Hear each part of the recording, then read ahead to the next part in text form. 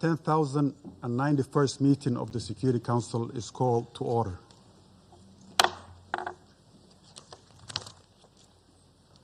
The provisional agenda for this meeting is the situation in the Middle East. The agenda is adopted.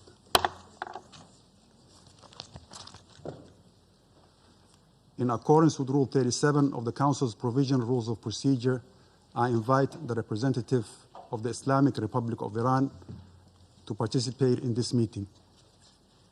It is so decided. In accordance with Rule 39 of the Council's Provisional Rules of Procedure, I invite the following briefers to participate in this meeting. Ms. Martha Ama Akia-Pobe, Assistant Secretary General for Africa, Department of Political and Peace-Building Affairs and Peace Operations. Ms. Masih Alinejad, journalist and political dissident. And Mr. Ahmed Batebi, human rights activist and journalist. It is so decided.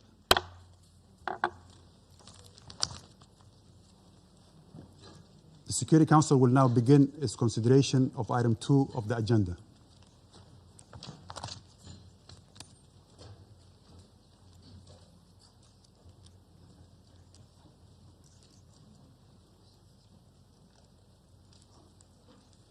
I now give the floor to Ms. Martha Ama Akia-Pobe. Mr. President, for nearly 3 weeks, popular protests in the Islamic Republic of Iran have rapidly evolved into nationwide upheaval, resulting in significant loss of life. Demonstrations started on 28 December 2025 as a group of shopkeepers in Tehran's Grand Bazaar gathered to protest the sharp collapse of the currency and soaring inflation amid a wider economic downturn and worsening living conditions. In the following days, demonstrations quickly spread throughout the country and turned into mass anti-government protests, the largest since the Women Life Freedom demonstrations of 2022. Protesters voiced grievances that went beyond long-standing economic and financial hardships. Marchers called for the downfall of the government and demanded freedom, dignity, and human rights, with some protesters chanting pro-monarchy slogans. The protests were initially peaceful, with scattered clashes between protesters and security forces, according to reports by the media, observations of our United Nations colleagues in the country, and accounts by the government of Iran. However, on the evening of 8th January, protests spread throughout Tehran and major cities. In response, the Iranian authorities imposed a near-total communications blackout, which remains largely in place today.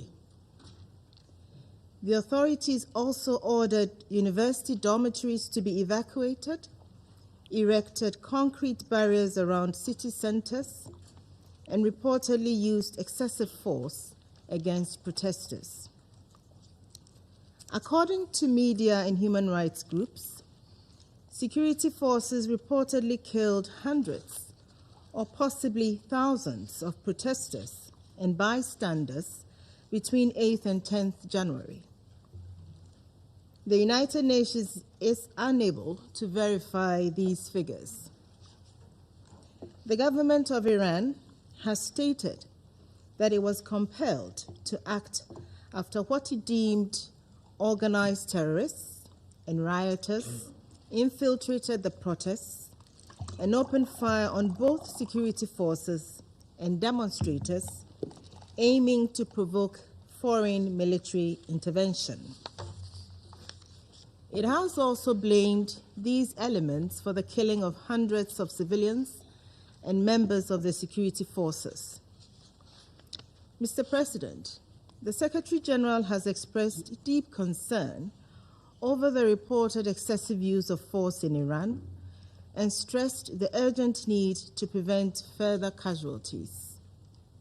The Secretary General underscored that all Iranians must be able to express their grievances peacefully and without fear. He stressed that the rights to freedom of expression, association, and peaceful assembly enshrined in international law must be fully respected and protected. He further urged steps to restore access to information, including lifting the communications blackout. Human rights monitors report mass arrests in Iran in connection with the current wave of protests, with estimates exceeding 18,000 detainees as of mid-January 2026, although the UN cannot verify these figures.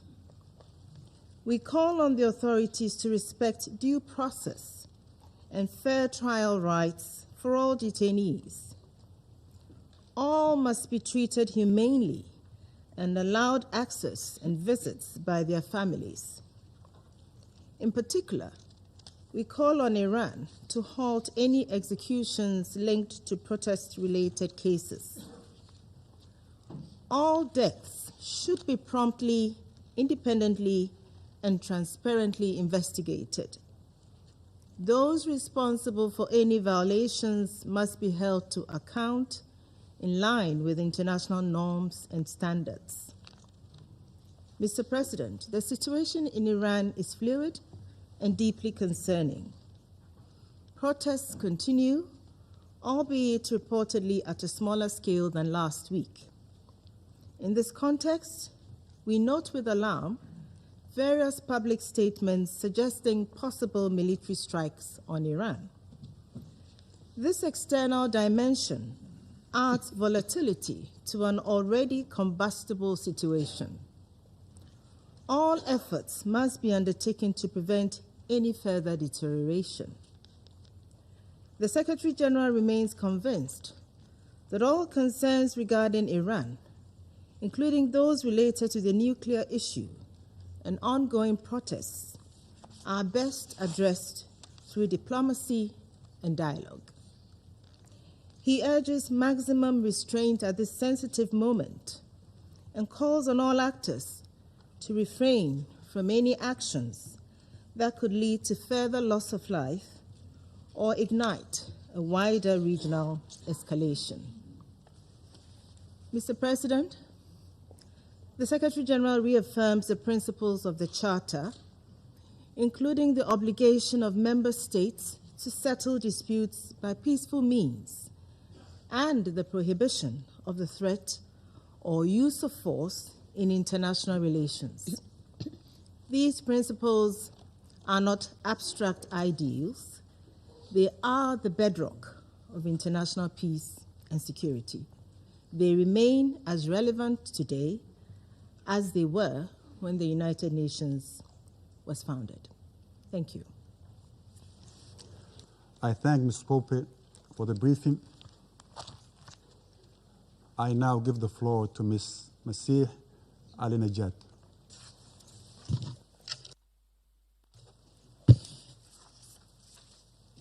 Hello, everyone. My name is Masih Alinejad. I am a woman from Iran. Mr. President, Excellency, members of the Council, I am honored to be invited by the United States to testify before United Nations Security Council. I am here today to warn you, on behalf of millions of Iranians, what is needed now to bring justice to those who order massacre in Iran is real and concrete action against a regime that do not understand the language of diplomacy. The United Nations has failed to respond with the urgency this moment demands. The Secretary General himself has not spoken publicly against the massacre unfolding in Iran. Only a written statement through his spokesperson, silence at this moment, send a signal, send a message to the killers of young protesters alongside their family members. I strongly believe that the regime in Iran heard the clear message from the Secretary General. I think the members of this body have forgotten the privilege and responsibility of sitting in this room. Secretary General, I know you hear me. I want to directly talk to you. Why are you afraid of the Islamic Republic? Millions of unarmed Iranians, innocent and unarmed protesters, have been silenced with bullets, mass arrest, prison, and a total communications blackout. No internet, no cell phones, and no landlines. They put Iran in a total darkness. I am here to bring their voices here in this room.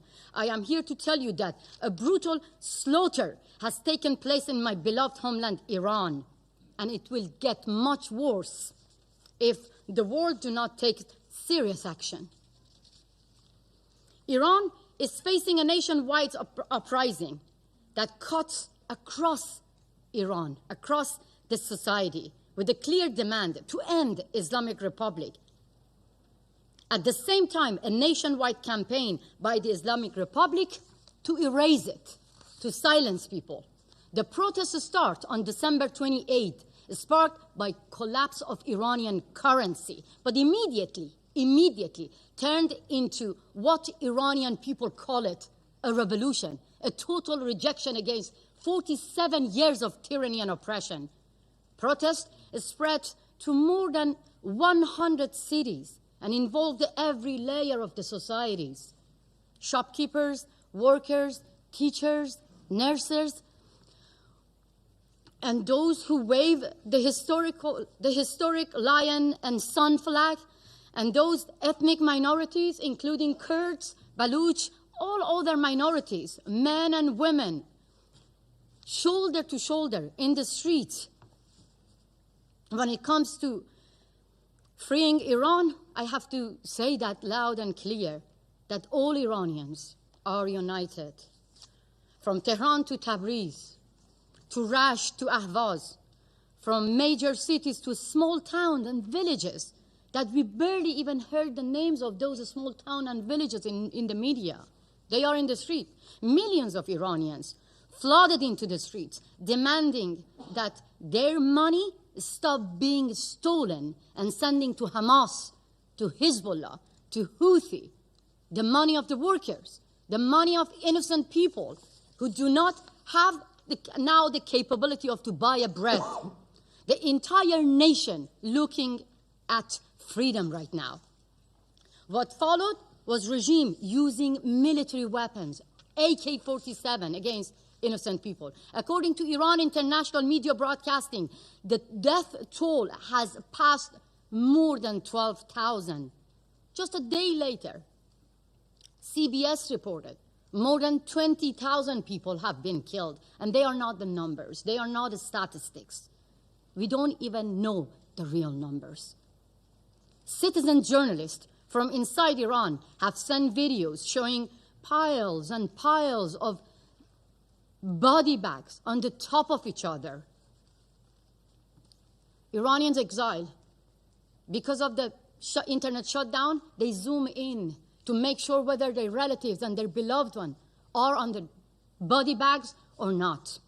I myself have received urgent phone call and phone messages from Iranians, thanks to Starlink, inside the country, asking outside world for urgent help.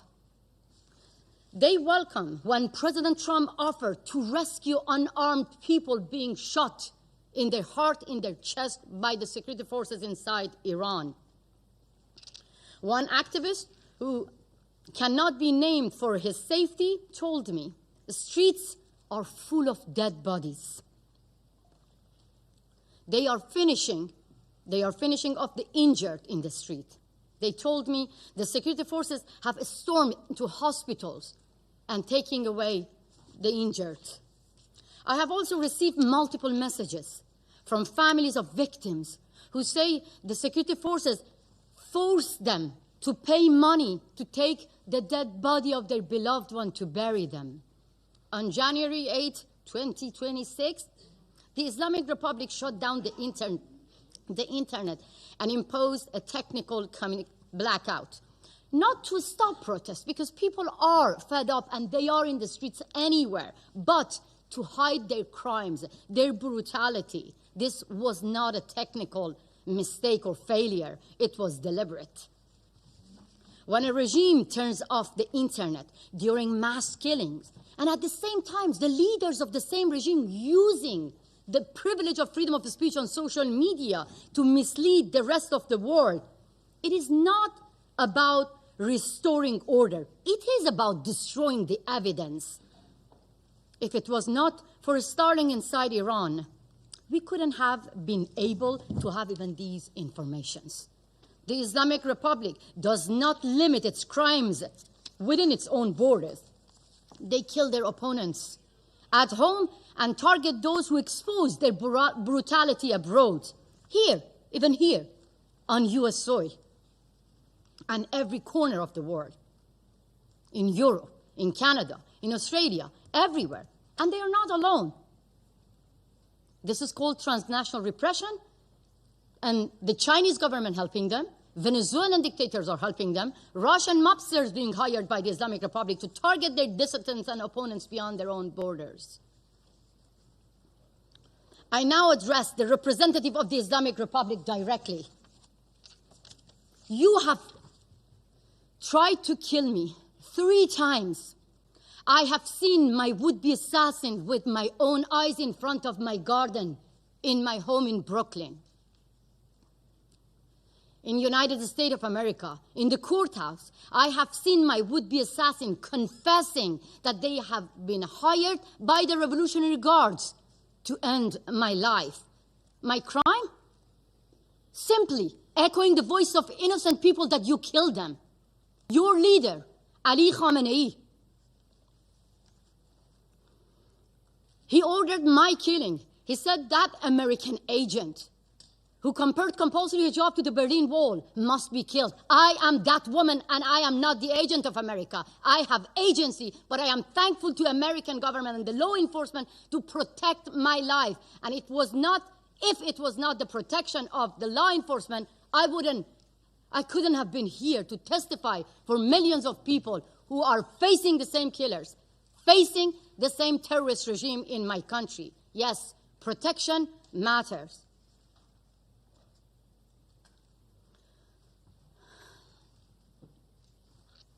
Unfortunately, I live with survivor's guilt because many Iranians do not have the same protection. The same IRGC with the same AK-47 killed them in front of the eyes of their family member. 2 would-be assassins received 25 years prison sentence here in New York, and I'm going to face 2 other killers being hired by the Islamic Republic in March, and they are the one who were assigned by the same IRGC member to assassinate President Trump. The Islamic Republic rules through fear. It makes people disappear from public life, from memory, from history. So today, I want to record the names of those who refuse to be afraid and erased. Setayesh Shafi'i, 20 years old. Before the internet was cut, she wrote on her social media, "They are cutting off my internet, but I love you all." She was killed by the Islamic Republic IRGC. Raybin Moradi, 17 years old, shot in the back, a young football player. He was killed by the same IRGC. Mehdi Zadparvar, a popular athlete. He wrote on his Instagram before going to the street, "I know I may be killed, but I have no fear. I want my rights." He was killed by the same IRGC.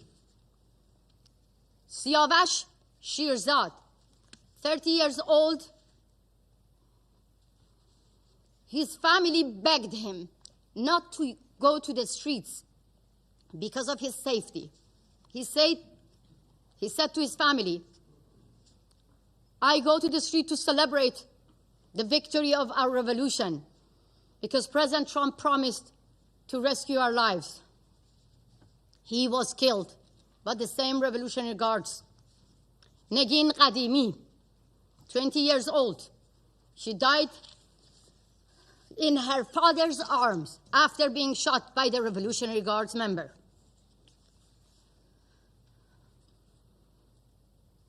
I feel guilty that I don't name the rest. The list of names goes on and on.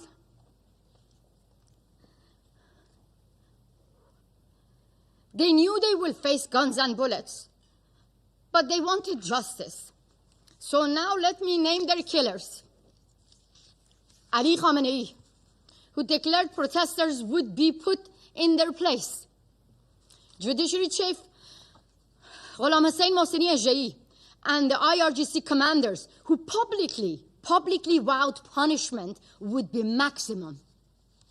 Ali Larijani, who promised no mercy for those who questioned the regime, while his own daughter, his own family live here in the United States of America. They don't deserve to enjoy the privilege of freedom in America. Like the other children and relatives of the Ayatollah saying death to America, their relative live here in America. 3 years ago, another Iranian human rights defender stood here in this room to warn you about another nationwide protest, Women, Life, Freedom, after the murder of Mahsa Jina Amini for the crime of simply showing a bit of her hair. How many women are sitting here? You could easily get killed simply for showing your hair. Mahsa got killed. That sparked a revolution. And women and men shoulder to shoulder took to the street. More than 700 people got killed. We have seen this before. We have more names to remember. In 2009, Neda Agha Sultan, symbol of more than 100 people who got killed. They named President Obama to protect them. President Obama was looking to open the doors of diplomacy to a regime whose language of negotiating with its own people is guns and bullets. We've seen this in 2019 with Pouya Bakhtiari, who was killed in front of the eyes of his mother, Nahid Shirpishe. At the same time, President Biden was trying to keep the doors of diplomacy open, handing out billions of dollars to the regime that forced the family members to give money to the regime to take the dead body of their beloved one back. Faced with the regime using military weapons against civilians, the Iranian people are asking the world to help through actions, not back-to-back meetings and empty condemnation. We don't need empty words. People of Iran are asking the Islamic Republic, are telling you the Islamic Republic no longer can be reformed, and asking you that the Islamic Republic no longer be treated as a legitimate government. Today, the number of those killed is much higher than I told you. This regime, again and again, cannot be reformed. Let me be very clear. The Islamic Republic behave like ISIS, and the Islamic Republic must be treated like ISIS. This is how you can save lives. Thank you so much. I thank Ms. Alinejad for the briefing. I now give the floor to Mr. Ahmed Batebi.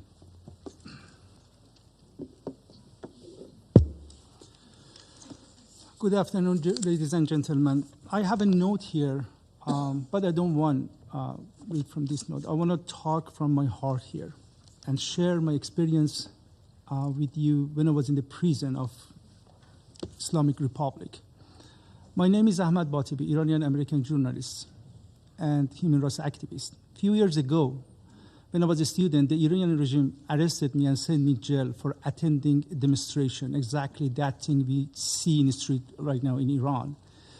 And they said that demonstration against the government, Islamic regime in Iran, is fighting with the government, and we are representative of the God, of Allah on the earth.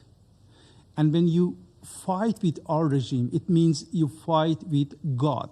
And based of the Islamic rule, Sharia, your punishment is death. They gave me capital punishment. They sent me to jail. They kept me 2 years in solitary confinement. They tortured me, many torture, including fake execution. They killed other people and kept me there. I watched them, how they die to torture me. For 3 times they did that. They cut my body and put salt on my body. I can show you, if you do not believe me, I can show you my body right now to see the sign of these cuts. They torture mentally and physically for many reasons. One of the demand they had was bring me front of the camera of state TV to tell to people I'm a spy of United States. They torture me. I go and say I got money from the United States, Mossad, Israel, CIA, to run demonstration against the government. I never did that, but they torture me to do that. Exactly same situation we have in Iran right now. If you see the state TV, you see many innocent people. They came in the street, just chant their rights, and the Iranian regime put them in front of the camera, and they say that, yes, we are agent of this Mossad. And right now I'm here. After 1 decade of the prison, I had this chance to escape from the prison. And this country, the United States of America, opened the door in front of me. I come here. I'm safe here. And in front of you, gentlemen, representative of demonic regime in Iran, the Ayatollah's regime. When we are talking about Iranian regime, we do not talk about a normal regime. We are talking about demonic cult. They have their own ideology. They have gun. They have money. And their mission is exporting their ideology to other countries. I don't want to talk about the details, but this is their mission. They have a technique. They have some chief apologists. Their job is coming here and clean the face of the regime, and they wash their bloody hand of the regime. But it doesn't work anymore. I'm here in front of you. You tried to kill me, but you couldn't. You cannot kill all the people.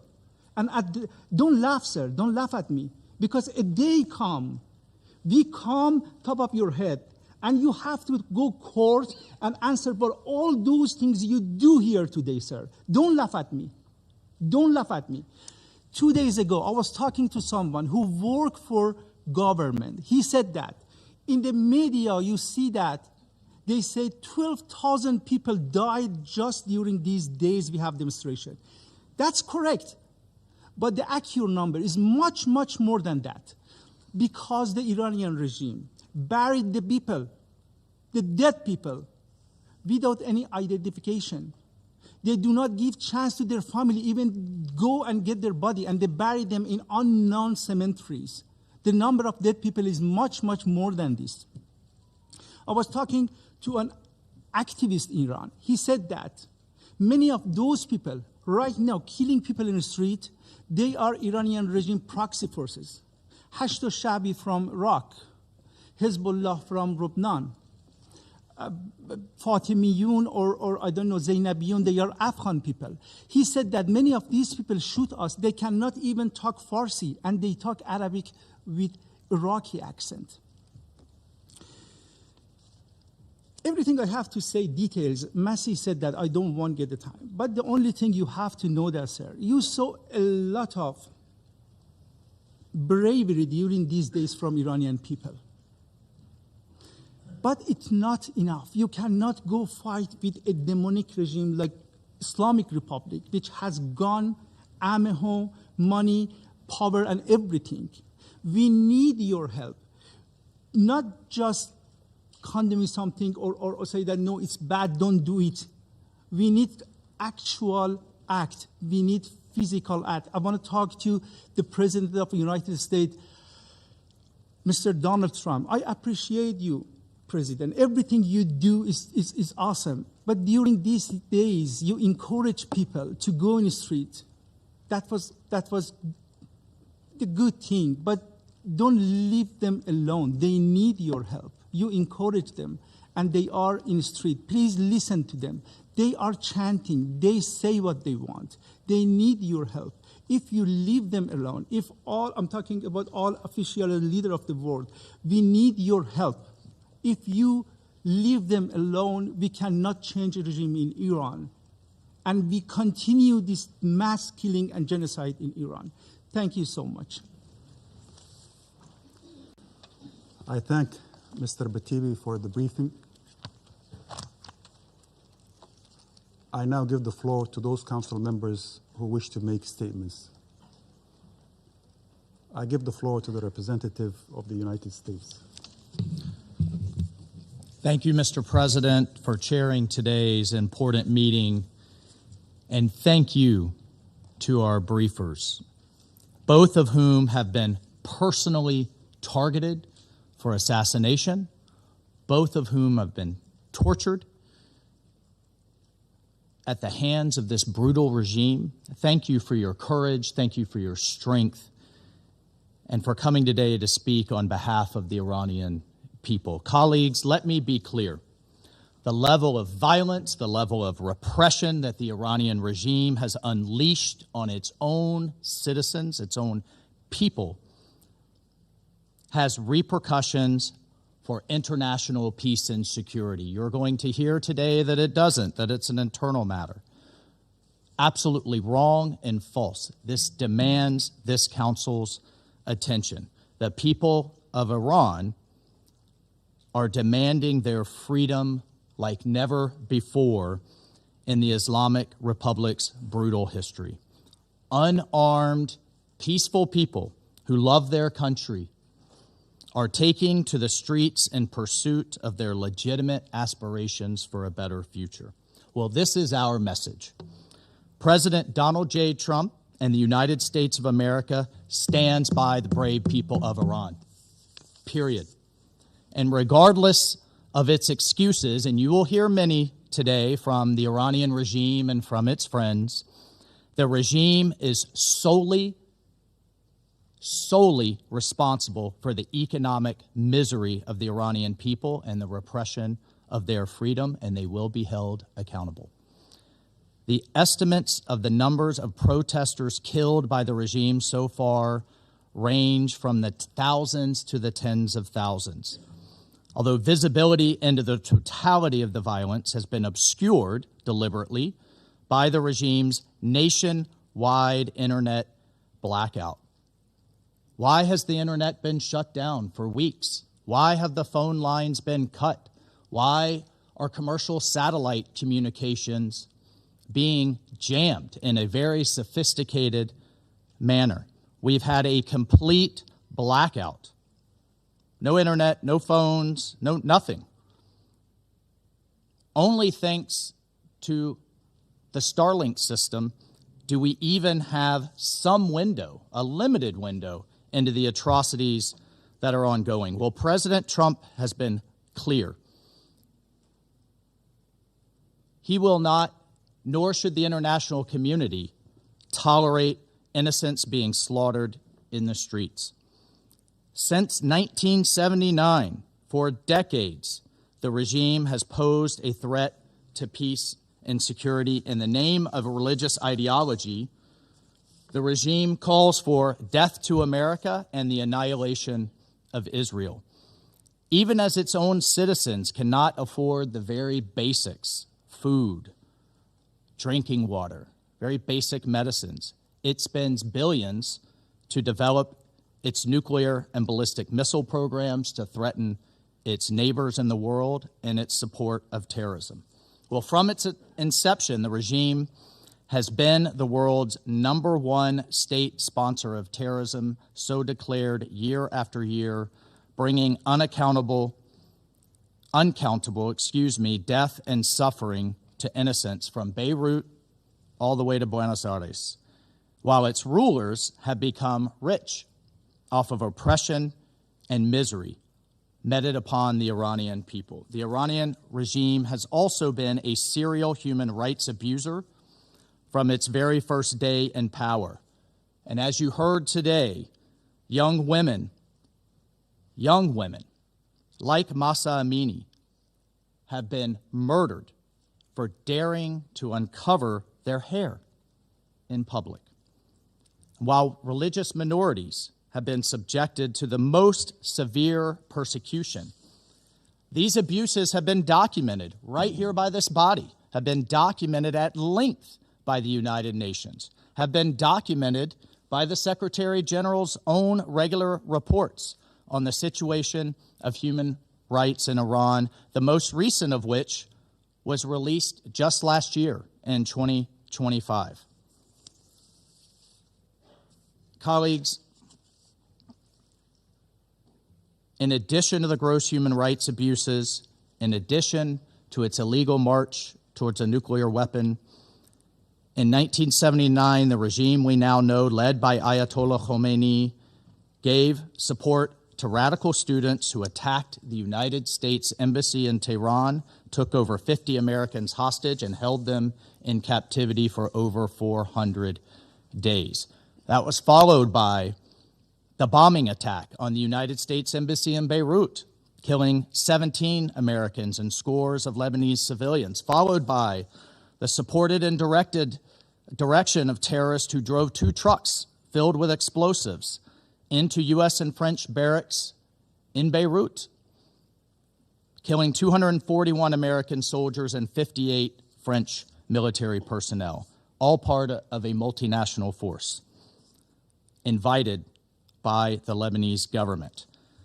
It's responsible for the deaths of over 600 American service members and countless others in Iraq.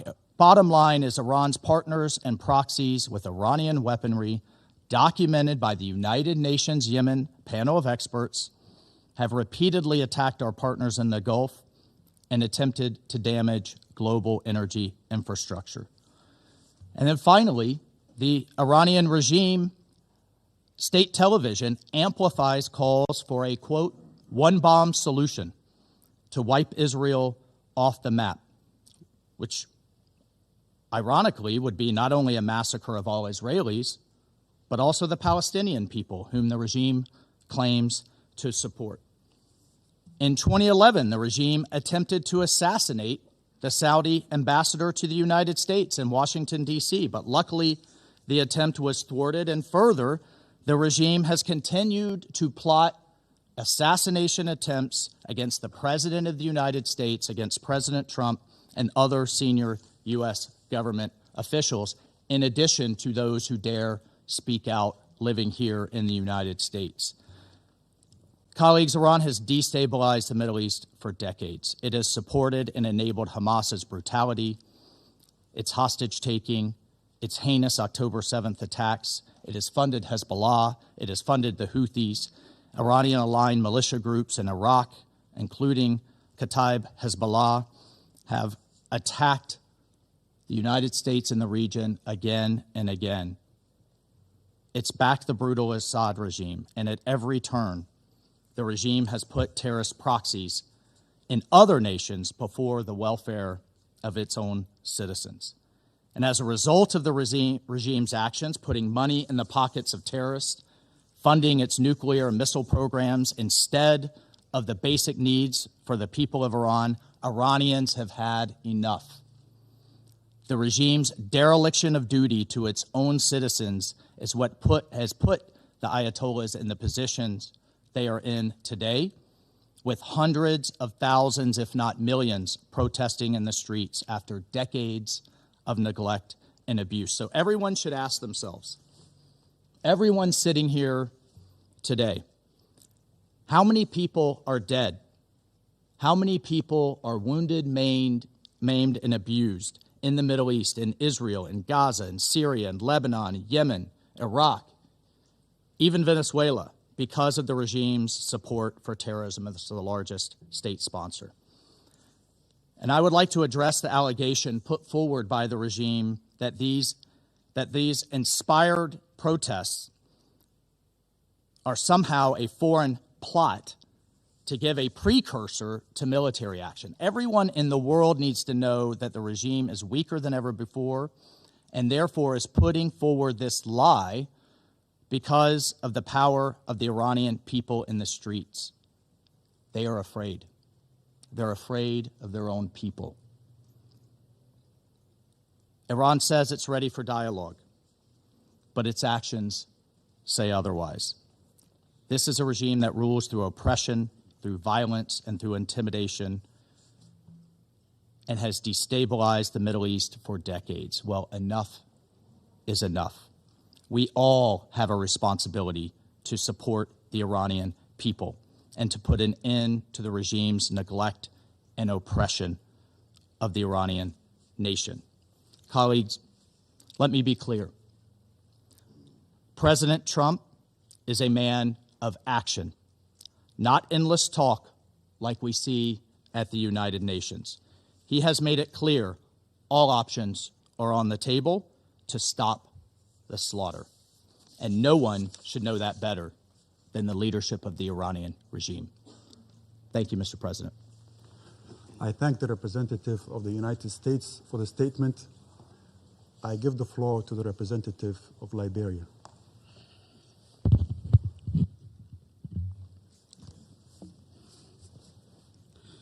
Thank you, Mr. President.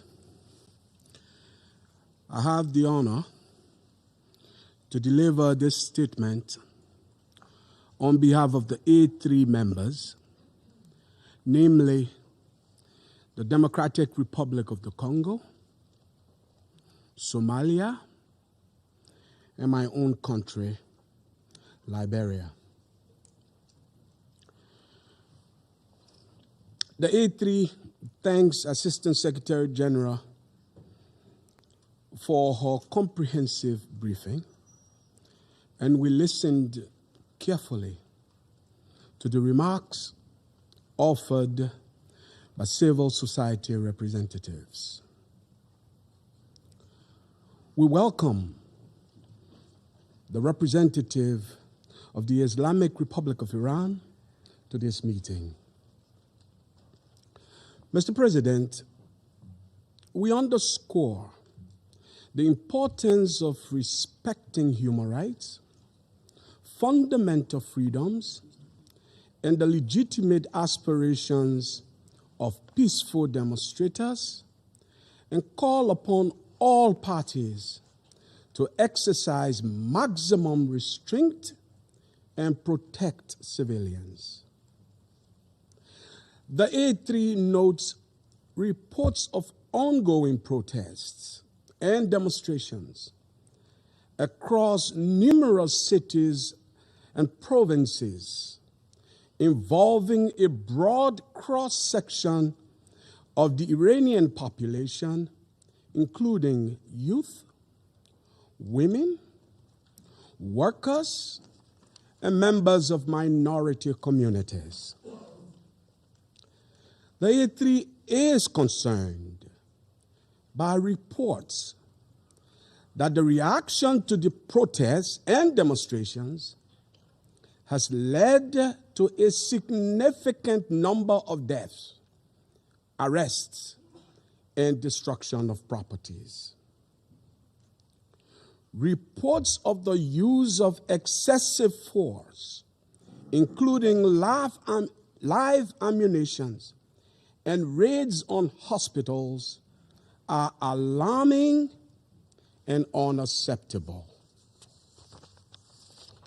We note the letter of the Iranian government circulated as a document of the Council, as well as the underlying socio-economic drivers of these protests, which include deteriorating economic and social conditions. The A3 recognizes that each country bears primary responsibility for addressing its internal issues through its own constitutional processes, other legal frameworks, and national institutions. However, we underscore the primacy of the Charter of the United Nations and relevant international obligations, and emphasize that the protection of civilians must remain paramount under all circumstances.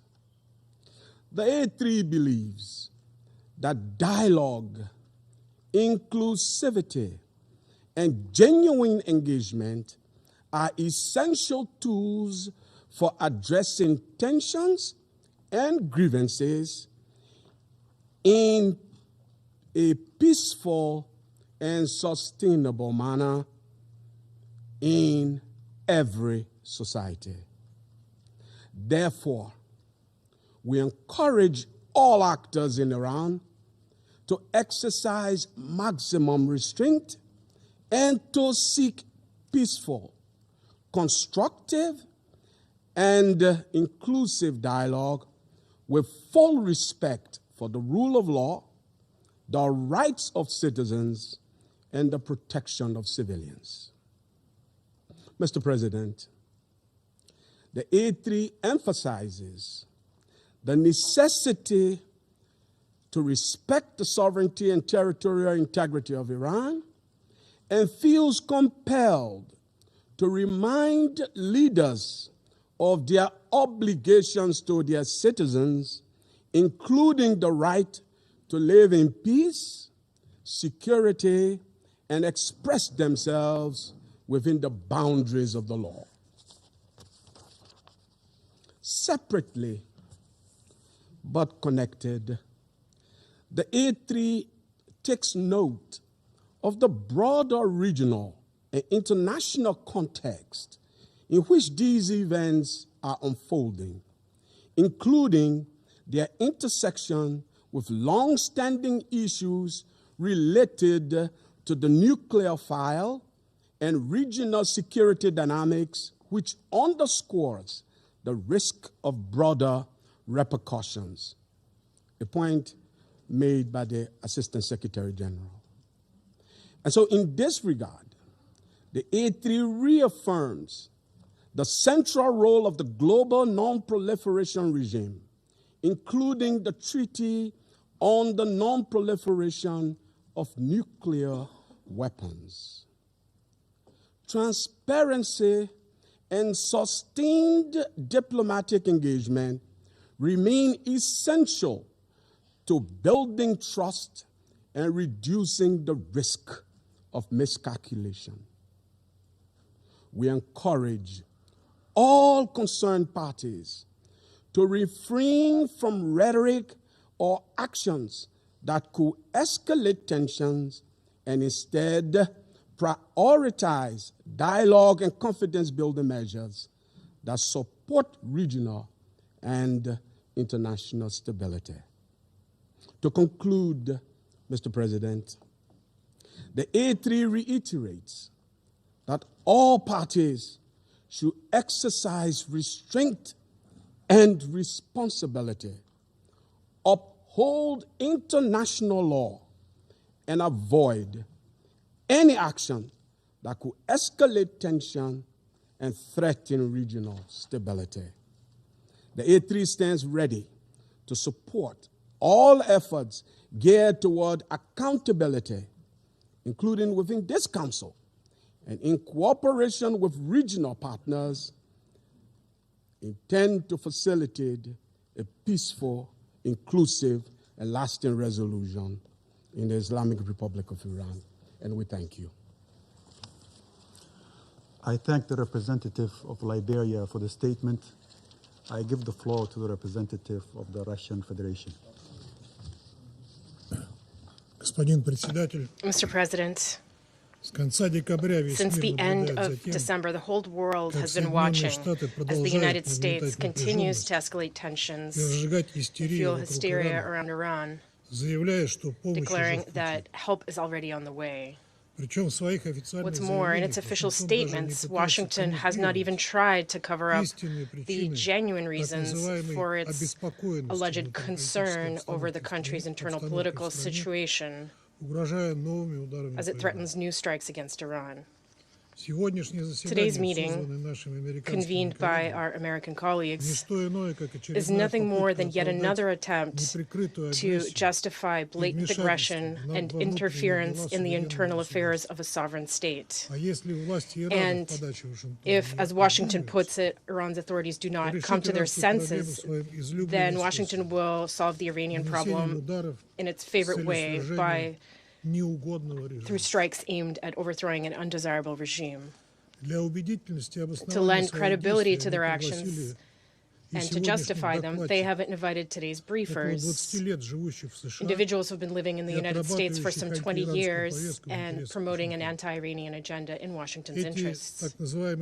These so-called briefers cannot speak on behalf of the Iranian people. We firmly reject any attempts by the U.S. to waste council members' valuable time on briefings that are meant only to serve the interests and the position of those who convene this meeting, and briefings that are in no way related to issues of international peace and security. What just took place overall was nothing more than a circus, an embarrassment, a cheap show that is unbefitting of members of the Council. Mr. President, we have carefully studied the letters circulated in the Security Council in recent days from the Iranian mission. We express our solidarity with the people of Iran and mourn all innocent victims. We see that hostile external forces are attempting to exploit the current situation in order to overthrow a government they find objectionable and destroy the Islamic Republic of Iran as a sovereign and independent state.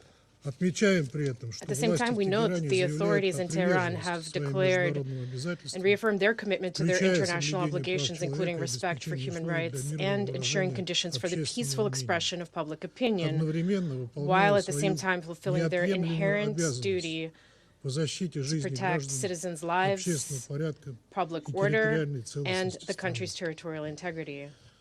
As far as we can tell, the protest momentum has begun to subside and the situation is gradually normalizing. The government of Iran has taken the necessary steps to stabilize the economic situation and has established a constructive dialogue with the public in order to address any emerging issues. Mass rallies have taken place in the Islamic Republic of Iran in support of the country's supreme leader and its independent course. The Russian Federation is convinced that today's meeting of the Council should be approached through the lens of its mandate to maintain international peace and security and uphold international law, and not through the lens of Iran's internal political affairs. Violations of the aforementioned norms and principles in the current situation are obvious. They include the extremely dangerous and irresponsible rhetoric employed in recent days by U.S. leadership, which has gone as far as openly calling for the takeover of state institutions in Iran and threats to assist the protesters. Such statements amount to nothing other than incitement to violently overthrow the constitutional order of a sovereign state. They are a gross violation of paragraphs 4 and 7 of Article 2 of the UN Charter, which prohibit the threat or use of force and establish the principle of non-interference in the domestic affairs of states. Mr. President, what is happening on the streets of Iran in recent days has gone far beyond peaceful protest. There have been documented cases of firearms use, killings of law enforcement officers as well as civilians, arson attacks on medical facilities and public institutions, as well as attacks on emergency service facilities. These actions cannot be covered up by the pretext of freedom of expression or protecting human rights. What is happening in Iran is yet another example of the use of tried and tested methods for a color revolution in which specially trained armed provocateurs transform peaceful protests into senseless violence, riots, destruction of public property, and brutal killings of police officers, state security personnel, and peaceful protesters, including children. As we have already seen repeatedly in a number of states, all these actions are either directed or supported by external forces that are interested in a so-called regime change. In the present situation, these external forces are not even bothering to conceal their involvement in violent actions, especially given that the President of the United States has openly called on protesters to take over Iranian state institutions. The U.S. and its cheerleaders are actively exploiting the economic and social difficulties faced by ordinary Iranians, difficulties caused by unlawful sanctions pressure imposed on Iran by Western states. They're using this to inflame public tensions and destabilize the domestic political situation. The current situation is clearly in line with Washington's declared policy, one supported by its allies, of maximum pressure on Tehran in order to advance their own political interests in the Middle East. They are using every means available to achieve this. And this includes not only unlawful unilateral sanctions imposed in circumvention of the Security Council and in blatant violation of the UN Charter, but also unceremonious blackmail of other states by increases in trade tariffs. Our Western colleagues are not above using the Security Council as a tool to promote their delusional agenda. A striking example of this is the attempt by the UK, France, and Germany to create the illusion of reinstating anti-Iranian Security Council resolutions through the purported triggering of the snapback mechanism envisioned in Resolution 2231 of the Security Council. Their justification for this relied on Western states' fabrications about some sort of threat to international peace and security posed by Iran's peaceful nuclear program. And this is despite the fact that the IAEA Director General has never reached such conclusions in his reports on the matter, nor found evidence of diversion of nuclear material to military purposes. And the entire crisis surrounding the implementation of the JCPOA was provoked by Washington's unilateral withdrawal from the nuclear deal in 2018. Nevertheless, the EU3 continues to promote its baseless narrative and deepen divisions within the Security Council. What is most concerning is Washington's aggressive course towards the use of military force and threats of its use against Iran. We condemn such actions, no matter what arguments are used to justify them, as a gross violation of international law and the UN Charter. We strongly urge the hotheads in Washington and other capitals who seem to be contemplating a repeat military venture to come to their senses and avoid a repetition of the tragedy of June 2025, when U.S.-Israeli aggression nearly resulted in a major nuclear catastrophe with inevitable humanitarian and environmental consequences. We demand that the United States and its like-minded partners refrain from further reckless steps, including those involving nuclear facilities. They should rather focus on providing solid assurances against further confrontation and resume joint efforts to find potential solutions. This includes addressing unfounded concerns regarding Iran's peaceful nuclear program. All of this should be done on the basis of international law and seeking a balance of all stakeholders' interests. Our country stands ready to assist this in every possible way. Mr. President, the Russian Federation decisively condemns all forms of external interference, incitement to violence, and threats of use of force against the friendly nation of Iran. We call on the conveners of today's meeting to stop making themselves out to be a global judge and put an end to their escalatory actions. Your actions risk risk plunging the region into even bloodier chaos that could easily spill beyond its borders. And a separate appeal to our colleagues on the Council and all UN member states. We call on them to prevent a new large-scale escalation and ensure that the Security Council is not used to justify unlawful regime change scenarios or to name and shame the legitimate authorities of a sovereign state. Thank you. I thank the representative of the Russian Federation for the statement. I give the floor to the representative of Greece. Mr. President, I would like to thank Assistant Secretary General for Africa, Ms. Martha Batebi, for her briefing, as well as Ms. Alinejad and Mr. Batebi for their testimonies today. Mr. President, Greece is following developments in Iran with deep concern. The continued escalation of violence and the use of force against protesters, the loss of human life, among them children, and the widespread arrest are utterly condemnable. Fundamental rights, including the inherent right to life, the freedom of expression, and the freedom of assembly, are universal rights and must be fully respected by all without discrimination or exception.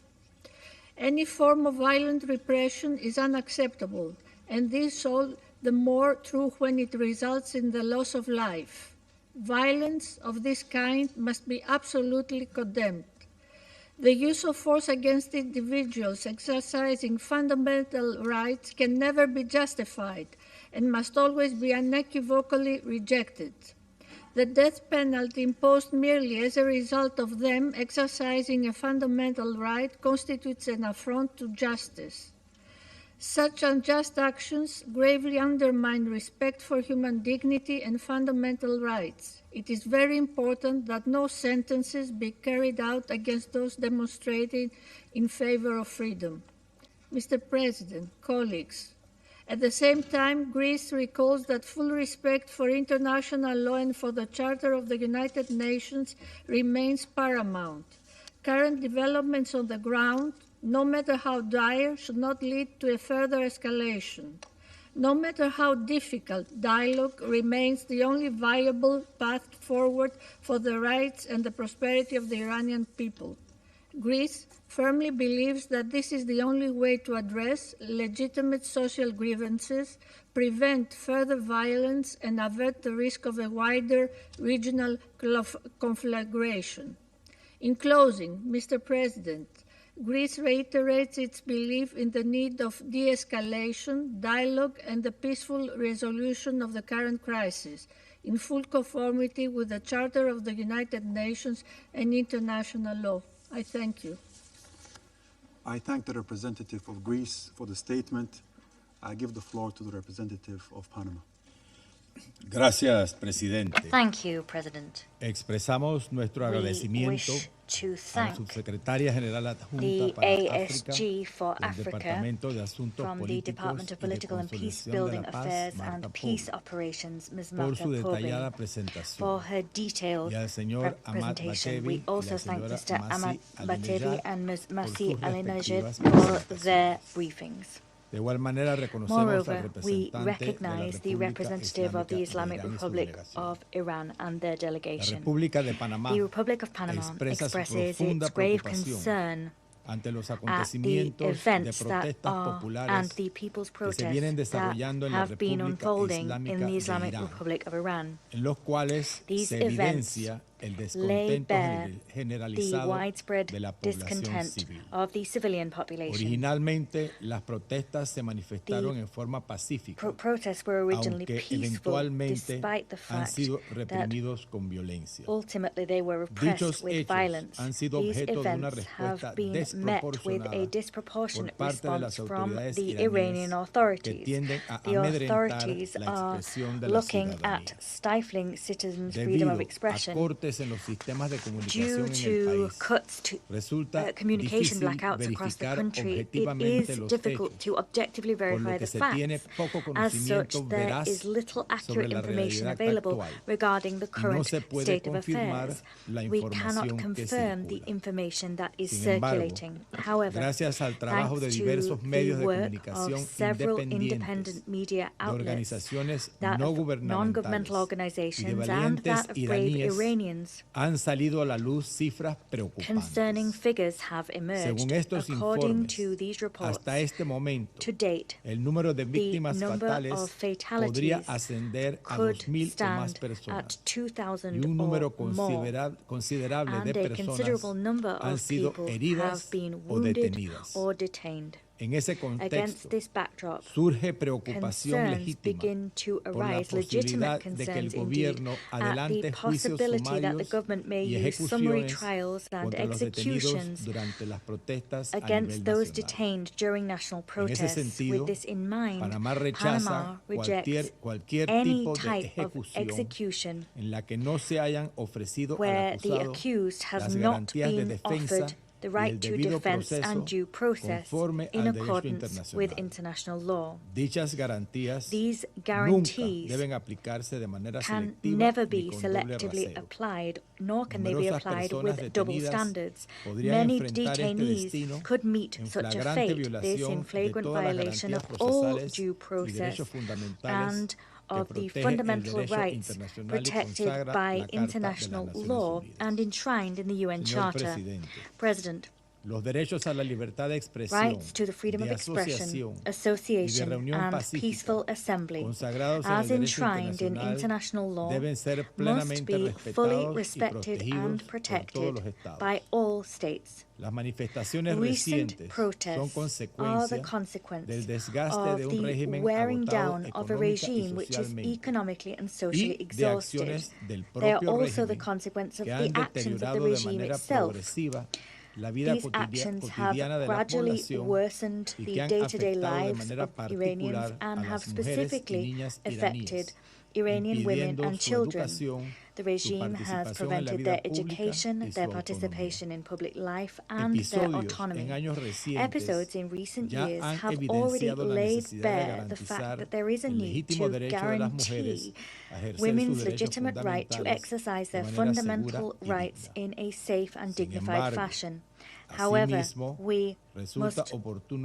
it is indeed timely to recognize that the economic isolation imposed by the international community may have also contributed to a certain extent to the fraying of Iran's social fabric, and that has directly affected the civilian population and exacerbated internal tensions. Consequently, we appeal to all actors to constructively provide support.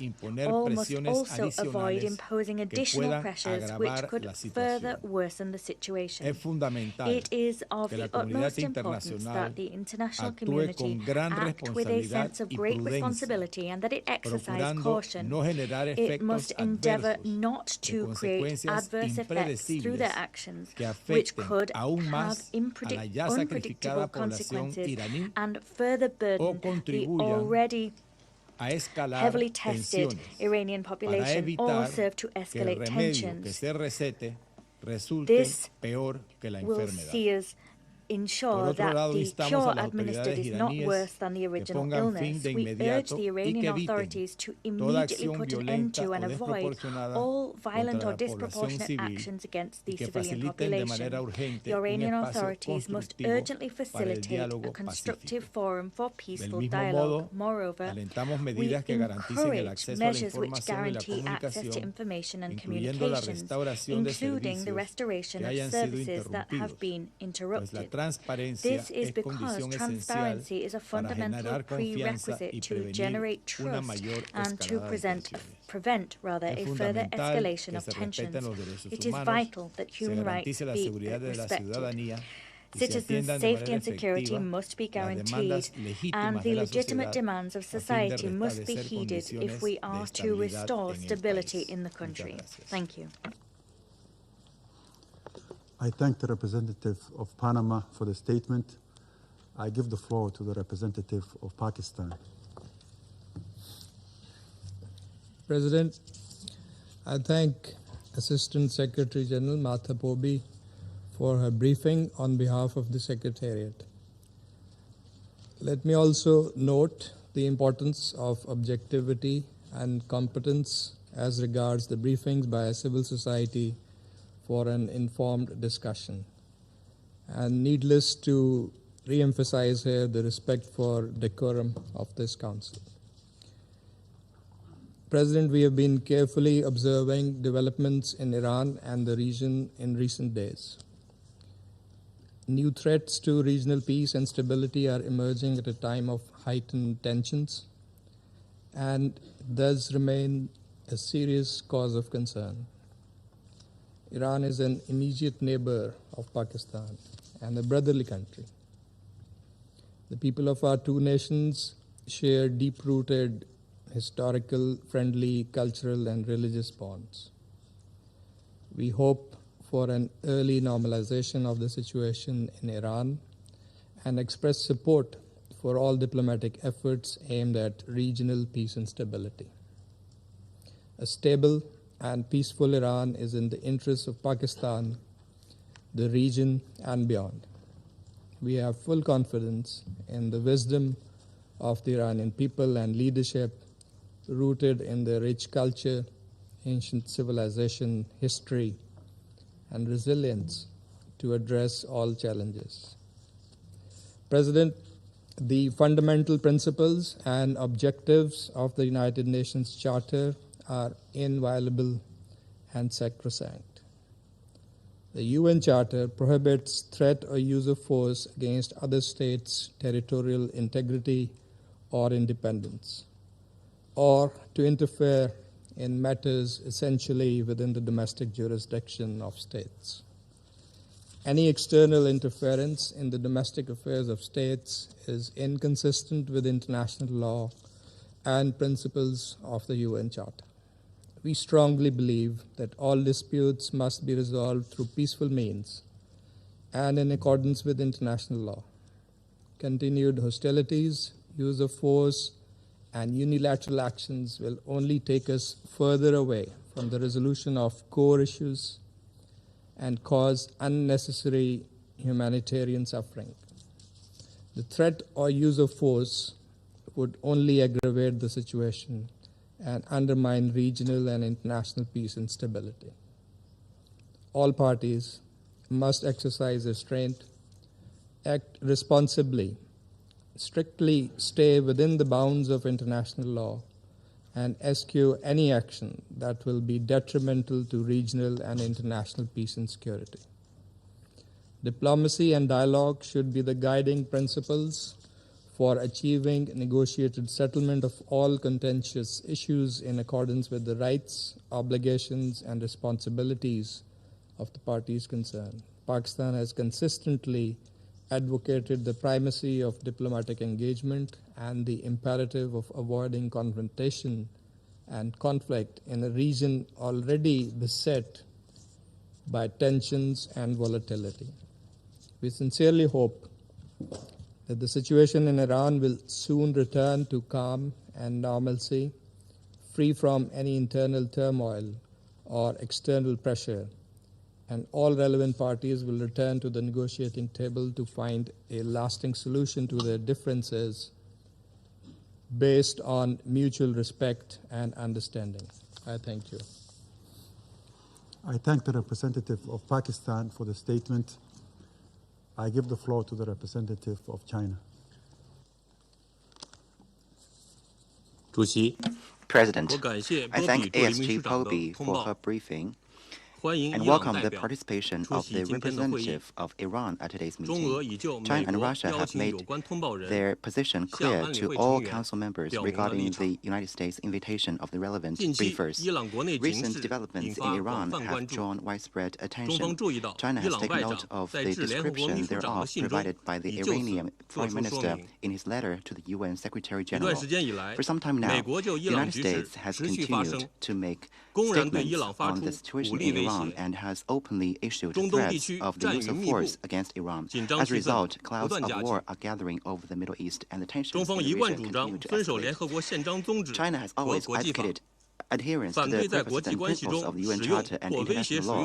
We oppose the use or threat of force in international relations, oppose imposing one's will upon other countries, and oppose any regression of the world to the law of the jungle.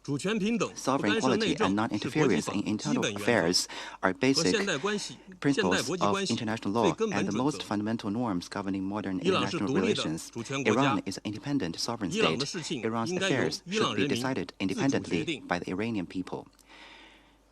China supports safeguarding Iran's sovereignty, security, and territorial integrity, and calls on the international community to support the Iranian government and people in overcoming current difficulties and in maintaining national security and social stability.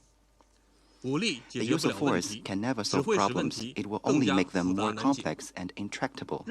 Any military adventurism would only push the region toward an unpredictable abyss. We urge the United States to abide by the purposes and principles of the UN Charter, abandon its fixation on the use of force, and call on all parties to exercise restraint and work together to play their due role in maintaining international peace and security. At present, the Middle East remains the most fragile region in the global security landscape, with the risks of turmoil and conflict persistently high. The people of the region have a strong desire for peace and development.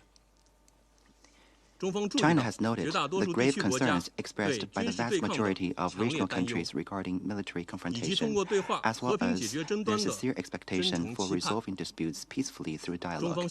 China hopes that the United States and other relevant parties will take seriously the voices of the international community and regional countries and do more for peace and stability in the Middle East, rather than the opposite. All countries should play a constructive role in promoting peace and ending conflicts, avoid exacerbating tensions, and refrain from adding fuel to the fire. President, peace and development are the shared aspirations of all peoples. History has repeatedly proven that an obsession with force, relentless pressure, and wanton interference only generate more conflict and hatred. No country has the power to dictate the future of another, and no action that defies international law can be tolerated. We call on the international community to stand on the right side of history and on the side of fairness and justice, and work tirelessly for peace and stability in the Middle East and peace and tranquility in the world. Thank you, President. I thank the representative of China for the statement. I give the floor to the representative of Bahrain. Thank you, President. The Kingdom of Bahrain is closely following developments in the Islamic Republic of Iran. We are following these developments closely and calmly. We call on the Iranian authorities to exercise restraint and to avert any escalation that can lead to losses in lives or destruction. This will have negative repercussions for security and stability in the region.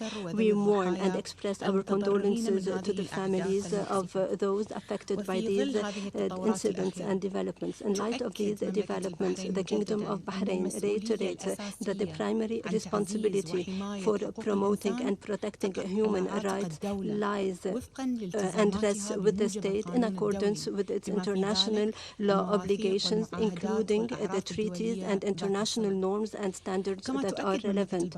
In addition, the Kingdom of Bahrain reiterates that it's important to preserve the higher interests of the Iranian people. Their expectations, their aspirations must be met in order to achieve security and stability in the region. In conclusion, Mr. President, we remain committed to promoting peace and stability regionally and internationally. At the same time, we reiterate that we must refrain from any action that could have broader regional implications. Thank you. I thank the representative of Bahrain for the statement. I give the floor to the representative of the United Kingdom. Thank you, President, and thank you, Assistant Secretary General Batebi, Masih Alinejad, and Ahmed Batebi. We welcome this timely meeting. The United Kingdom is appalled by the reports that potentially thousands of people in Iran have been killed and many more arrested in the most brutal repression of public protests in decades. Despite the regime's near-total internet shutdown, videos emerging from Iran indicate that reports may underestimate the full scale of horror currently underway. The regime will claim that these protests were instigated by foreign-backed forces, but lies and propaganda cannot justify its actions. This behavior is not an aberration for this regime. It is the latest manifestation of the repression and brutality we have witnessed time and time again. Let me be clear. We condemn the regime's actions in the strongest possible terms. We pay tribute to the courage of the Iranian people, particularly Iranian women. Once again, they are bravely voicing their aspirations to live in freedom and dignity in the face of repression and violence. As my Prime Minister stated, alongside his French and German counterparts, we urge Iran to respect the fundamental rights and freedoms of its people, including the right to protest without fear of violence or repression. Iranian authorities must protect their people, not brutalize them. Iran must urgently change course. We have delivered this message directly to Foreign Minister Araghchi. As the G7 has made clear, we will act alongside our partners to impose additional restrictive measures if it does not. As my Foreign Secretary has said, the world is watching. The United Kingdom will continue to confront the regime's misinformation, call out its repression, and support regional peace and security. Thank you. I thank the representative of the United Kingdom for the statement. I give the floor to the representative of Denmark. Thank you, Mr. President. And thank you to the Somali presidency for acting swiftly to convene this meeting. The gravity of the situation in Iran warrants this timely discussion.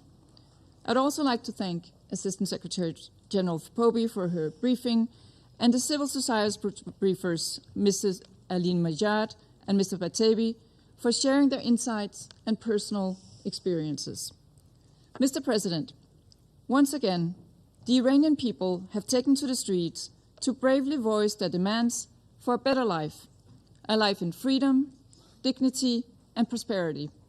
And once again, they have been met with sheer brutality and ferocious violence. We're deeply concerned by the reports of several thousand protesters killed by the Iranian security forces. And as we've heard from Assistant Secretary General Batebi, more than 18,000 arrested. Iran's brutal crackdown on the protesters is unacceptable. We strongly condemn these killings, as well as the use of violence, arbitrary detention, and intimidation tactics by the security forces against the protesters. These actions must stop. All Iranians must be able to express their grievances peacefully and without fear. We urge the Iranian authorities to exercise maximum restraint from unnecessary and disproportionate use of force.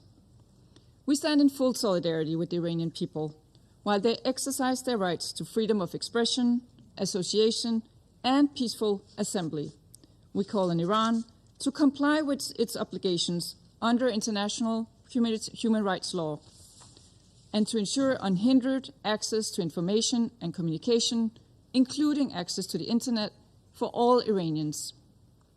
Mr. President, loud and clear, again and again, we hear the Iranians lift their voices for a better life, for their lives, for their rights to be respected. For too long, the leaders in Tehran have not heeded this call. The time has now come for the government of Iran to finally listen, to respond to the will of its people through peaceful means. We urge them to start today. I thank you. I thank the representative of Denmark for the statement. I give the floor to the representative of Colombia.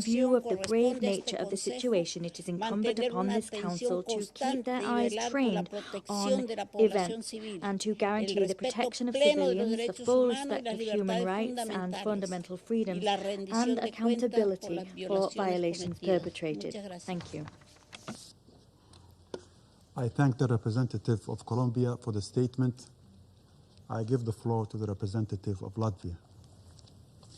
Thank you, President. Let me thank Assistant Secretary General Pobe for today's briefing. And I would like to thank Ms. Alinejad and Mr. Batebi for sharing their very personal and courageous testimonies. The Islamic Republic of Iran has once again launched a war against its own people. It is killing innocent Iranians. As we sit here today, hundreds of thousands of brave Iranians, exhausted by repression and economic deprivation, are standing for their freedom. On the streets across the country, they demand basic rights and human dignity. And these demands are met with brutality, violence, and censorship by the regime. The failing Iranian regime is trying to hide its crimes behind a total telecom and internet blackout, but it is not possible to hide the truth. Iran's state forces are killing protesters by the thousands. They are arresting and torturing Iranians to suppress and intimidate their own citizens. Latvia stands in solidarity with the people of Iran, claiming their legitimate rights to live their lives and decide their future freely. And we demand the Iranian authorities to immediately stop the killings, and all detained protesters must be released. All unjustifiable court sentences and threats of execution must be seized.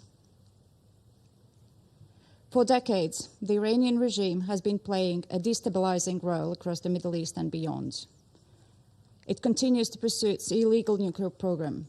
It has persistently avoided re-establishing credible, verifiable cooperation with the IAEA. The regime has supported, financed, and armed various proxy forces and terrorist groups, including Hamas, Hezbollah, Houthis. This has gravely undermined regional security and prosperity. The continued material support of the Iranian regime to Russia's war of aggression against Ukraine is despicable. Iranian weapons and technology are used to destroy also Ukrainian cities and commit atrocities against the Ukrainian people. Because Iran has chosen to supply and support the aggressors, while its own people have been driven to despair. Mr. President, for far too long, the Iranian regime has posed an unacceptable threat to global peace and security, and we condemn in the strongest possible terms the brutal actions of the regime and reiterate our support to the brave Iranian people. And I thank you. I thank the representative of Latvia for the statement. I now give the floor to the representative of France. Merci, Monsieur le Président. Thank you, Mr. President. Je remercie Madame la Sous-Secrétaire Générale, Madam Assistant Secretary General Martha Pobe, as well as Ms. Masih Alinejad and Mr. Ahmed Batebi for their briefings. We meet today to discuss the situation in Iran, and the briefings we have just heard have portrayed the extreme gravity of what is happening right before our eyes. Since December 28th, unthinkable state violence has been unleashed against protesters who have mobilized across Iran in order to peacefully express their legitimate aspirations for dignity, freedom, respect for their fundamental rights. The innocent victims of this repression now number in the thousands. Back in 2009, in 2019, and in 2022, the Iranian authorities had already violently suppressed peaceful movements of the Iranian population, movements calling for dignity and rights. We remember the death of Mahsa Amini in September 2022 at the hands of the Iranian morality police. France condemns the widespread and deliberate use of violence by Iranian security forces. France condemns the arbitrary detention of thousands of protesters. It condemns the internet shutdowns across the country that are aimed at silencing reports of the brutality of the repression. France expresses its solidarity with the victims and stands alongside the people of Iran who are peacefully protesting for their rights and their freedom.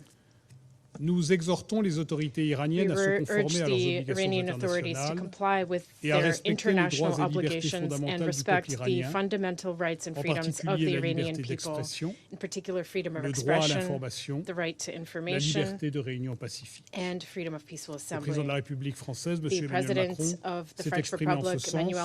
Le ministre français des Affaires étrangères l'a dit sans détour à son homologue iranien, et l'ambassadeur d'Iran à Paris se l'est vu signifier dans les termes les plus clairs lorsqu'il a été convoqué il y a 2 jours au ministère des Affaires étrangères. Nous réitérons également notre appel à la libération immédiate et inconditionnelle de tous les prisonniers arbitrairement détenus en Iran, ainsi qu'à la suspension de l'application de la peine de mort.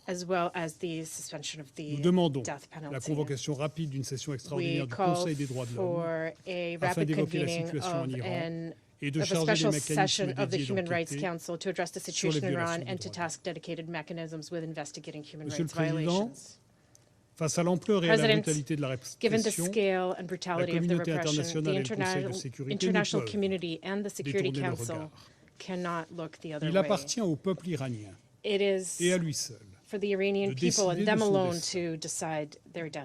Mais notre responsabilité collective est de dénoncer les violences et la répression dont il est victime alors qu'il exprime ses aspirations légitimes.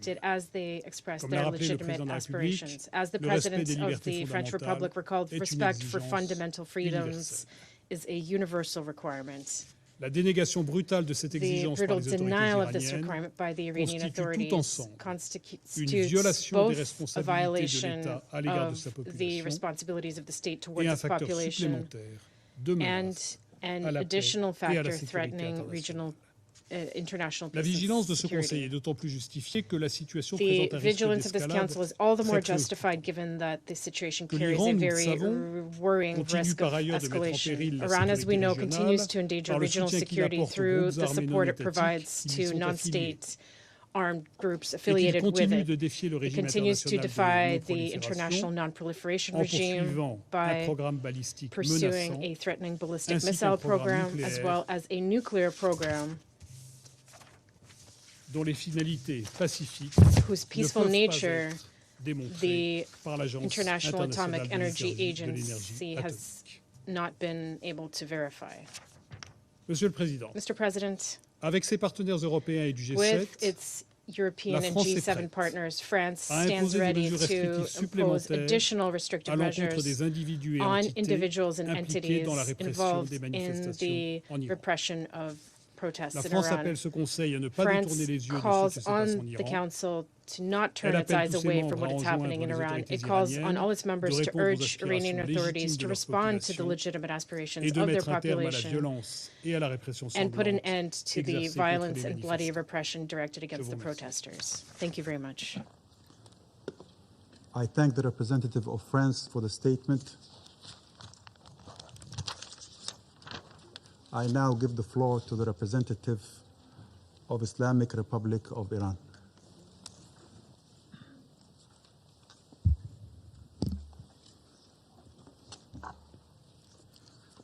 Bismillah ar-Rahman ar-Rahim. In the name of God, the Compassionate, the Merciful.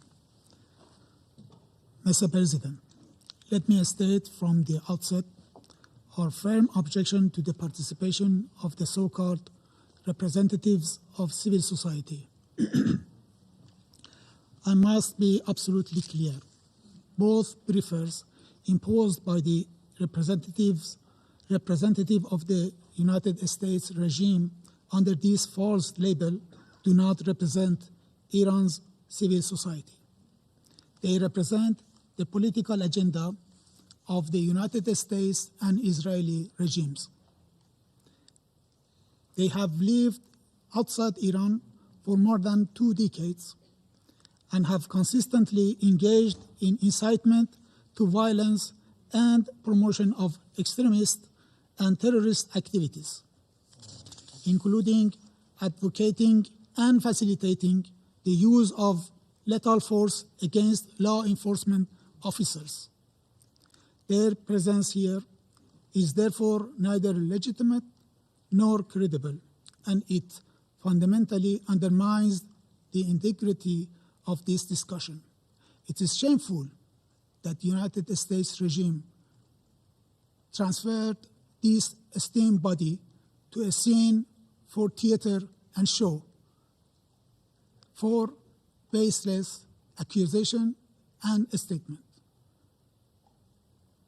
This is in line with the United States regime in dismantling and disgracing the United Nations system. If you want to look for a case, the killing of innocent lady in Minnesota last week and nationwide crackdown can be brought here with the testimony and with the briefers. And please teach them the meaning of briefing. The briefing is different from the personal statement and accusation. Please do not sell them to the world as representatives of Iran's civil society. Their acts and statements regarding Iran are far from civil, and they have long divorced from Iran's society. They amplify the Israeli-American foreign agenda. They are both on Mossad's payroll in accordance with undeniable evidence. We have taken note of the briefing provided by ASG. Regrettably, her briefing was one-sided and not grounded in factual evidence. Mr. President, I wish to extend my deepest condolences and sympathy with a heavy and grieving heart to the brave people of my country and to the families of many victims. In recent weeks, Iran has lost numerous innocent civilians and devoted members of its security and law enforcement forces.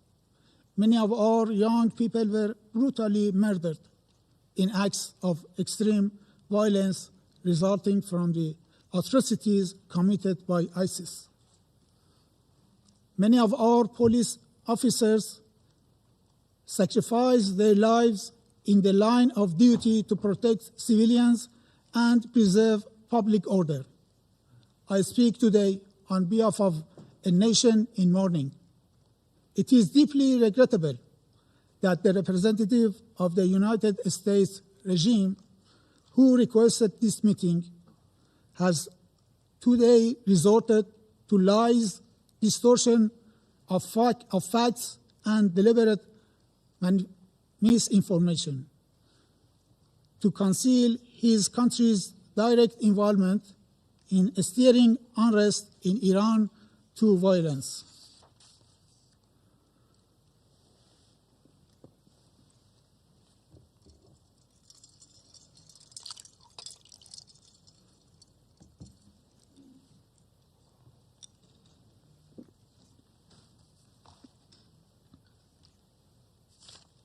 In fact, the United States request for this meeting is shameful.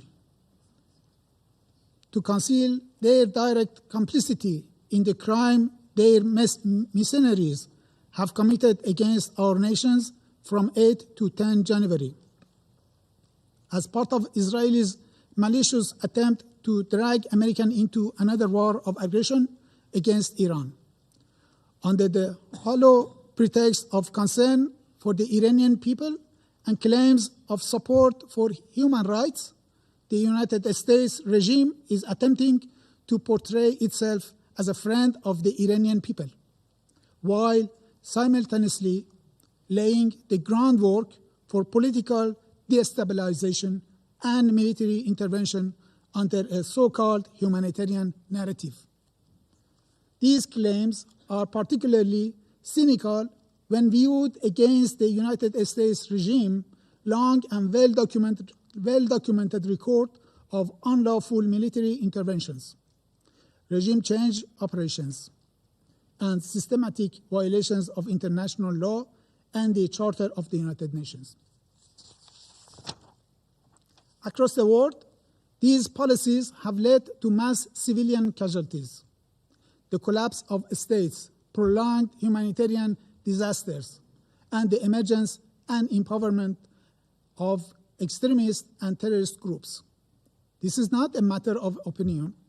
It is a matter of historical record and fact. The Iranian people, for decades, have experienced the true meaning of the so-called support. The United States pattern of coercion and interference under the deceptive pretext is clear, from the orchestration of the 1956 coup against the democratically elected government of Dr. Mossadegh to its extensive political, military, and intelligence backing of Saddam's regime war of aggression against Iran. From the downing of Iran Air Flight 655 in 1988, killing 290 innocent civilians, to its complicity in assassinations, sabotage, and attacks against Iranian civilian and infrastructure, including the war of aggression carried out in June 2025, and from decades of unlawful unilateral sanctions to systematic economic coercion. These measures have gravely violated the Iranian people's fundamental rights, including their inherent rights of life, health, and development. Unfortunately, several Western members of this Council, including France and United Kingdom regimes, have once again adopted their familiar double standards, while claiming to champion human rights and to support the Iranian people. They have, alongside the United States regime, imposed some of the most severe and unlawful sanctions in modern history. Sanctions that have inflicted widespread suffering on civilians. At the same time, they have failed to condemn, let alone sanction, the Israeli regime for its acts of genocide and crimes against humanity. Mr. President, between 8 and 10 January 26, the people and government of the Islamic Republic of Iran were confronted with ISIS-style acts of terrorism and extreme violence across the country. Peaceful protests that began on 28 December 2025 with legitimate economic demands were deliberately hijacked by organized armed groups and transformed into violent riots.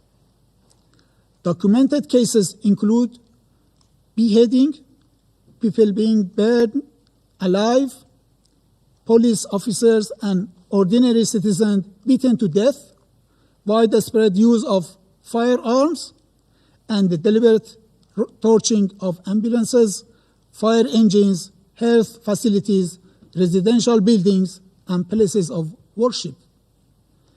These were not isolated incidents. They reflect a clear and systematic pattern of organized violence. A significant number of police officers were killed or severely injured.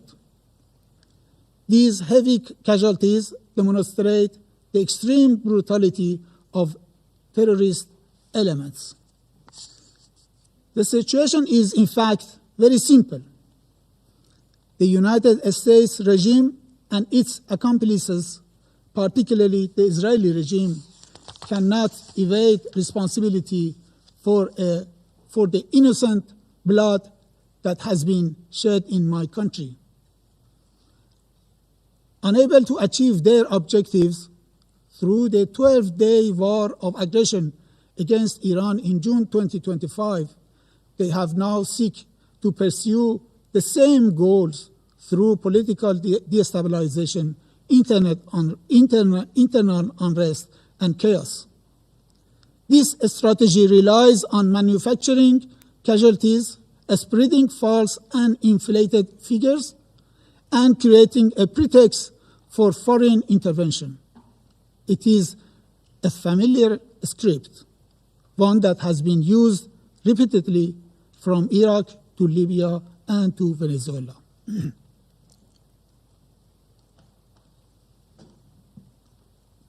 Mr. President, allow me to recall only a few of interventionist and reckless statements made by U.S. officials, which clearly demonstrates Washington's direct involvement in this unrest. On 29 December 2025, during a joint press conference with the Prime Minister of Israel regime, the President of the United States regime declared, if Iran continues with its missile program, yes, I support a strike. If they continue with their nuclear program, the strike should be immediate. He further threatened, we are going to have to knock them down. We'll knock them down. We'll knock the hell out of them. On 2nd January, former U.S. Secretary of State Mike Pompeo openly acknowledged the presence of Mossad agents among the rioters. I quote the same wording he used in his message in X. Happy New Year to every Iranian in the street, also to every Mossad agent beside them. End of the quote. On 3rd January 2026, the President of the United States regime stated, we are locked and loaded and ready to go. On 10 January 2026, Senator Lindsey Graham publicly incited violence action, stating when President Trump says, make Iran great again, it means protesters in Iran should defeat the Ayatollah. On 12 January, the White House spokesperson confirmed that President Trump would not be hesitant to use military force against Iran. On the same day, Senator Graham declared, I quote, Iran's leadership must be destroyed. This is the best opportunity since 1779 to change the Middle East. On 13 January, the U.S. President stated, and I quote, Iranian patriots, keep protesting. Take over your institutions. Help is on its way. And the statement of the representative of the United States regime today will be added to this list. These are not isolated remarks. They constitute explicit calls for regime change, violence, and military aggression. Mr. President, the exploitation of peaceful protest for geopolitical purposes and reckless endangerment of civilian lives fully aligned with the destructive role and unlawful unilateral sanctions have played in creating this situation. Claims of concern for human rights ring hollow when made by those who systematically violated them. 3 days ago, millions of Iranians marched to restore calm in our cities, to support law and order, and to reject reckless attempts to push our country towards civilian conflicts. President Trump chose to ignore this historic display of unity and restraint. Instead, he issued a provocative statement aimed at reintegrating unrest. But people of Iran, nationwide, ignored his invitation for further violence, and this is why calm has been reestablished across the country. Mr. President, any threat to use of force against the Islamic Republic of Iran under any pretext, including claims of protecting protesters or supporting the Iranian people, constitute a grave and manifest violation of international law and the UN Charter. Such unlawful actions directly breach Article 2.4, which prohibits the threat or use of force, and Article 2.7, which enshrines the principle of non-intervention. No rule of doctrine, narrative, or political justification can legitimize unilateral military action or coercion without explicit Security Council authorization under Chapter 7. Invoking humanitarian rhetoric to justify force in a deliberate abuse of international law. The Security Council, its members, and the Secretary General bear a clear legal, moral, and political responsibility to unequivocally reject and condemn such unlawful actions before it is too late. The credibility of the United Nations and the survival of the Charter itself now depend on whether this fundamental prohibition is upheld or eroded by one of its own permanent members.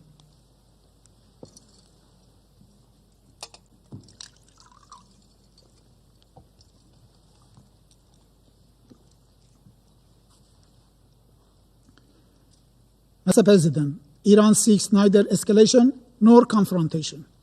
However, any act of aggression, direct or indirect, will be met with a decisive, proportionate, and lawful response under Article 51 of the Charter. This is not a threat. It is a statement of legal reality. Responsibility for all consequences will rest solely with those who initiate such unlawful acts. Mr. President, the government of the Islamic Republic of Iran remains fully committed to its human rights obligations, including the right to peaceful protest. It has exercised maximum restraint while fulfilling its duty to protect its people and preserve public order. However, the incitement to violence, encouragement of internal destabilization, and explicit threat of military action against a sovereign member states constitute a threat to international peace and security within the meaning of Article 39 of the Charter. In conclusion, Mr. President, we categorically reject all politically motivated accusations made today against my government. The facts on the ground contradict the fabricated narratives presented by the United States regime and its allies at this meeting. U.S. fabrications of the senseless killing of protesters neither reflects reality on the ground nor would it whitewash Americans' crimes against the great people of Iran. The allegation that the government of the Islamic of Iran has killed peaceful protesters is quite distortion of the facts on the ground. What the Iranian security forces did confront firmly and responsibly were armed ISIS-style terrorist cells and violent separatist groups funded and armed by a few foreign entities, including the Israeli regime. These groups deliberately targeted civilians and law enforcement officers in an attempt to ignite civil war and create the conditions for foreign intervention.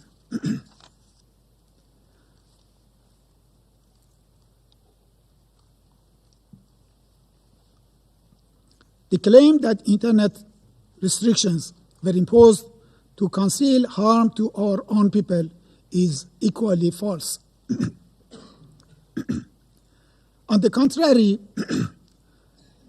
temporary limitations were necessary to protect Iranian nation from evil operations that foreign agents, including Israeli one, are conducting against the safety of the nation. It was also absolutely vital to prevent huge cyber attacks against Iran and its infrastructure, and to disrupt communications among terrorist networks, coordinating terror operations from within our cities. I thank you, Mr. President. I thank the representative of the Islamic Republic of Iran for the statement. There are no more names inscribed on the list of speakers. The meeting is adjourned.